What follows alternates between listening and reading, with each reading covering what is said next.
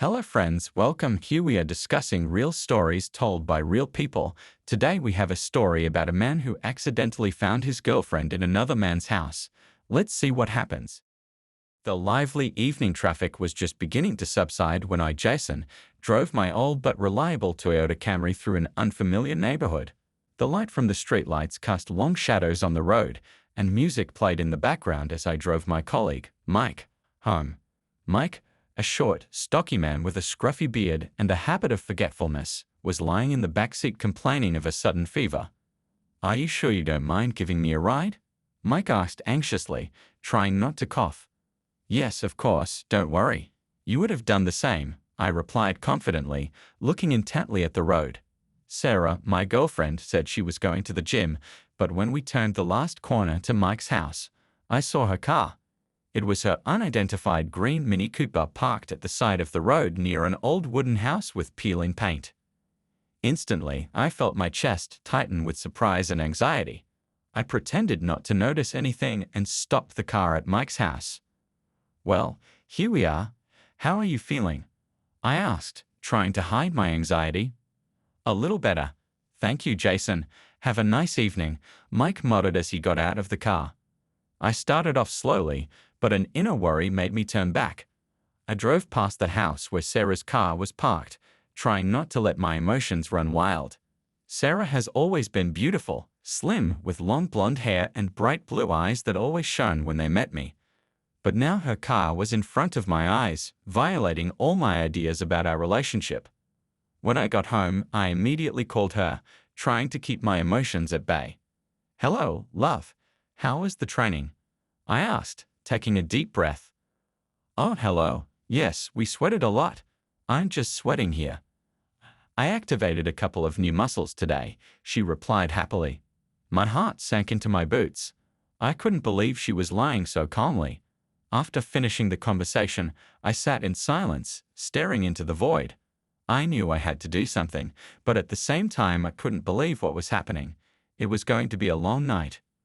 Returning home after that short conversation with Sarah was excruciating. My mind was filled with doubts and suspicions. At home, I put down a cup of coffee and sat on the sofa, looking at the empty wall in front of me. Time passed slowly, and every minute seemed like an eternity. Suddenly, a thought came to me, and I resolutely stood up, took the keys to Sarah's car, and went outside. I drove back to the house where her car was parked. My heart was pounding when I opened the door of the Mini Cooper and got behind the wheel. Putting the car in the ignition, I drove home, trying to focus on the road and not on the storm of emotions inside. After parking the car in front of our house, I went up to the apartment and sat down, waiting for Sarah's call. When she finally called, her voice sounded scared. "Jason, my car is missing. I think it was stolen from the parking lot at the gym." Her voice trembled with concern. "Sarah, I just looked out the window and your car is parked in our yard," I replied calmly, trying to suppress my anger. "What? How is it possible?" She faltered. "Sarah, are you sure you've been to the gym? Not in another place? For example, working on muscles in a missionary position?"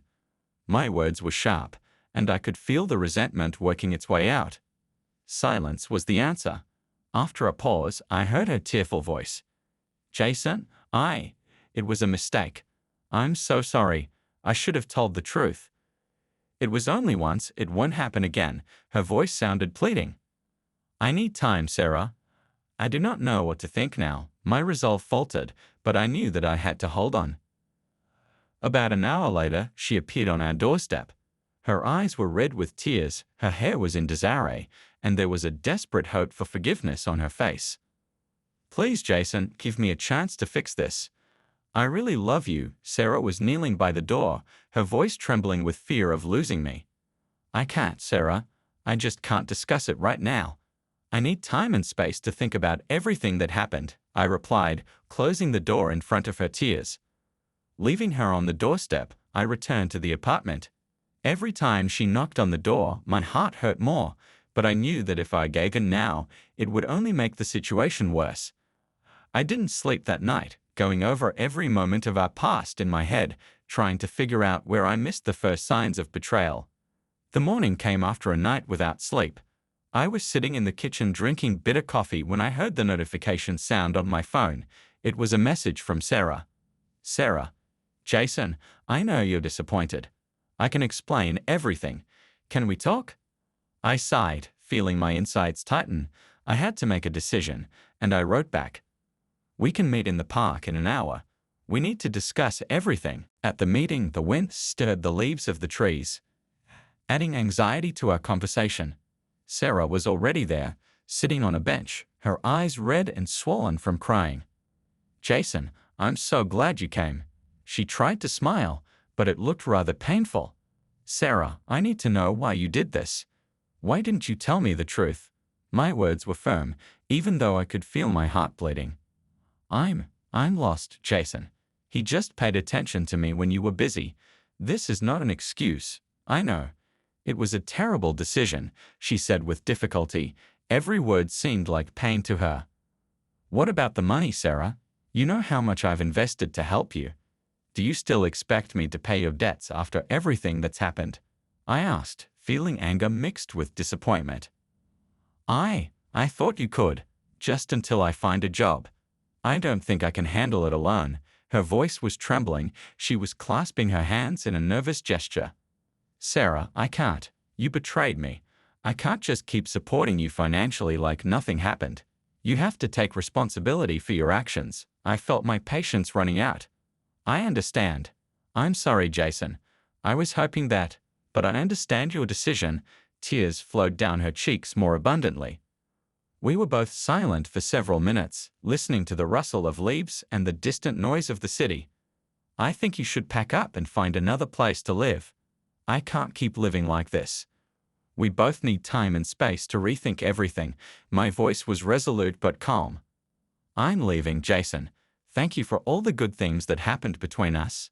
I'm sorry for the pain I caused. Sarah slowly got up from the bench, her gaze full of sadness and remorse. We said goodbye, and I watched her leave, knowing that this farewell would be a new beginning for both of us, albeit with pain in our hearts. After Sarah left, my days were filled with a strange silence. My apartment, once full of life and laughter, now seemed huge and empty to me. I was drowning in thoughts about how to build my life further, trying to find myself again after everything that had happened. One day, while I was sorting out Sarah's things to finally remove her presence from my space, there was a knock on my door. It was my old friend Tom, whom I hadn't seen in months. Hi, Jason. I heard what you've been through. How are you doing? Tom came in, his eyes full of sympathy. Hi, Tom. Yes, difficult times. But I think it was necessary. I feel like this is a new beginning, I replied, smiling through my fatigue. That's good to hear. You know, sometimes the best beginnings come from the hardest goodbyes. Tom put a bottle of wine on the table. Yes, that's right. I'm thinking about new possibilities. Maybe I'll start traveling or find a new hobby. We need to move forward. I opened the wine and we poured a glass each. Speaking of travel, I've heard about a volunteer program in South America. Maybe you should consider it, Tom suggested. That sounds interesting. Traveling has always helped me expand my horizons. Maybe it's really worth doing this. I looked out the window thoughtfully. During the evening, we talked a lot about life, about opportunities, and how sometimes you need to let go of the past in order to find something new. Tom reminded me that it is important not only to grieve for what is lost, but also to appreciate what comes in its place. You know, Jason, the main thing is the ability to see a new start at each end, Tom said, raising his glass. You're right, Tom. Thank you for reminding me of that. To new beginnings, I nodded, and we clinked glasses. When Tom left, I felt a new wave of optimism. I knew that there were challenges ahead of me, but now I felt the strength to overcome them. I started planning, dreaming, and hoping again. The new beginning didn't seem so scary anymore. With a new confidence and understanding that life goes on, I was preparing to face my future with an open heart. And so we come to the end of this story. Please write your opinion in the comments. We will be interested to know it. Also, don't forget to subscribe to our channel and like it if you liked it. We wish you good luck.